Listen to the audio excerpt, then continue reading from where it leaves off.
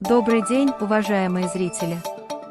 Рада приветствовать вас в эфире официального канала холдинга Байтерек и позвольте поделиться с вами последними новостями.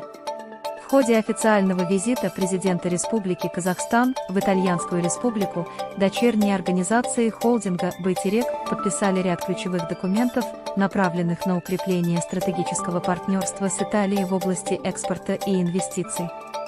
Подписание меморандумов о взаимопонимании между дочерними компаниями холдинга, такими как экспортная страховая компания «Казахэкспорт» и Банк развития Казахстана, открывает новые перспективы для расширения несырьевого экспорта и поддержки проектов в различных секторах экономики.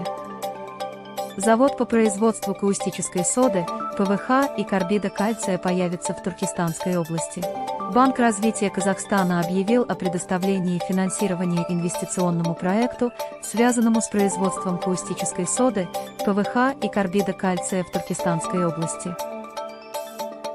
Этот шаг не только создаст значительное количество новых рабочих мест на различных этапах реализации проекта, но и внесет весомый вклад в социально-экономическое развитие данного региона. И последнее, но не менее важное. С 1 февраля 2024 года станет доступным открытие образовательного накопительного депозита АКЭЛ. Этот продукт призван обеспечить гражданам Республики Казахстан возможность создания накоплений на образование как для себя, так и для своих детей.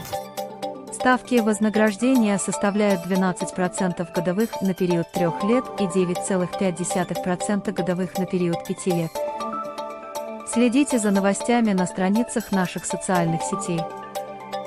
Благодарим вас за внимание и ждем вас в следующем эфире.